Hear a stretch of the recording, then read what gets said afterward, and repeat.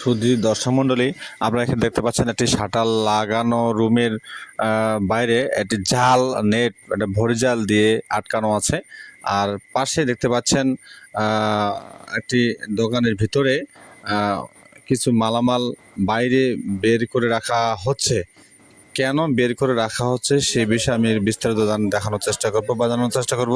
এখানে আপনারা দেখতে পাচ্ছেন আমরা দেবীগঞ্জ, পঞ্চগড় জেলার দেবীগঞ্জ উপজেলার লক্ষ্মীরহাট নামক একটি জায়গায় হাইওয়ে রোডের ধারে একটি ইলেকট্রনিক্সের দোকানে সবুজ রানা তালুকদার নামী এক ছেলে, তার বাসা হলো, তার পিতার নাম হলো গণি তালুকদার, গ্রাম খেলারাম, ইউনিয়ন পামুলি, উপজেলা দেবীগঞ্জ, জেলা পঞ্চগড়।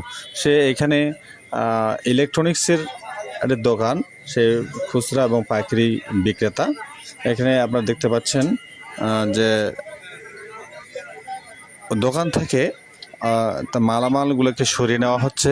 কারণ গত 23/7/2024 তারিখে এই দোকান ঘরে প্রতিনিয়ত যেভাবে ব্যবসা করেন, ব্যবসা করতে এসে তার পায়ে একটি সাপের সবল মারে, এটি সাপ সবল মারে। তাকে দেবীগঞ্জ মেডিকেলে নেওয়া হয়। দেবীগঞ্জ মেডিকেল কর্তৃপক্ষ রংপুরে ট্রান্সফার করেন, কিন্তু দুর্ভাগ্যবশত রংপুরে পৌঁছানোর পরেও আমরা তাকে জীবিত পাইনি।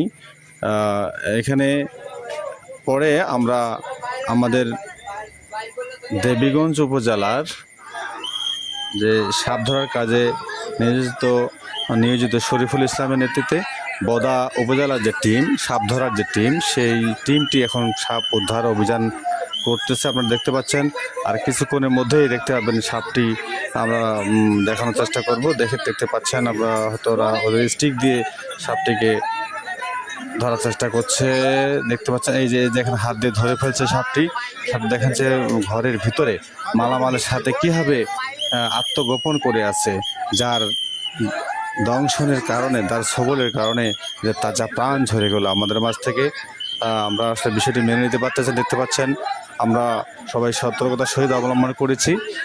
এখানে যারা সাপ ধরার কাজে নিয়োজিত এই টিমটি সতর্কতার সহিত সাপটিকে উদ্ধার করে জনগণের সামনে দেখানোর চেষ্টা করছে, যেন আমরা সবাই সচেতন থাকি, সর্বদা নিরাপদ থাকার চেষ্টা করি। আপনারা দেখতে পাচ্ছেন ওদের যারা সাপ ধরার কাজে নিজেদের গামবুট পায়ে পড়া আছে, হাতে স্টিকের মাথায় দেখেন যে বাঁকানো একটি শক্ত ধাতব অংশ লাগানো আছে, যেন সহজে সাপটিকে আয়ত্তে রাখা যায়, যেন কোন দিকে দৌড়াতে না পারে। আমরা আসলে এই গোখরা সাপটি এলাকায় বিশাল একটা আতঙ্ক সৃষ্টি করেছে। এত জনবহুল জায়গায় যে দোকানটি, এই দোকানের ভিতরে কীভাবে এই সাপটি আসলে দেখতে পাচ্ছেন মাথা এবং লেজ ধরে সব জনগণকে দেখানোর চেষ্টা করছে। শুধু দর্শক, আপনারা দেখতে পাচ্ছেন যে সাপটি আসলে, এই সাপটির সবলেই, এই সাপটির কামড়ে এটা তাজা প্রাণ আমাদের মাঝ থেকে চলে গেল। আমরা যেটা অনেক চেষ্টা করে বাঁচাতে পারিনি। এখন আমরা জনগণ সবাই মিলে তাকে দোকানটিকে পাহারা দিয়ে রাখতে, যেন সাপটি পালাতে না পারে। সর্বশেষে আমরা সার্থক হলাম, সাপটিকে আমরা উদ্ধার করতে পেরেছি।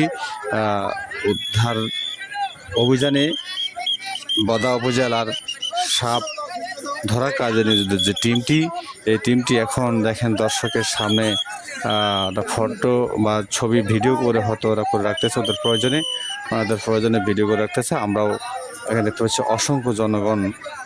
এই জনগণের ভিড় দেখলে মাথাটাই নষ্ট। এমনিতেই রাসেল ভাইপার সাপ নিয়ে আতঙ্ক চলে গেল। আর রাসেল ভাইপারের আতঙ্ক যেতে না যেতেই দেখতে পাচ্ছেন সাপের সবলে যে প্রাণটি গেল, এটা আসলে কারোই কাম্য নয়। দেখতে পাচ্ছেন এই সাপটিকে এখন একটি বয়মের ভিতরে রাখা আছে।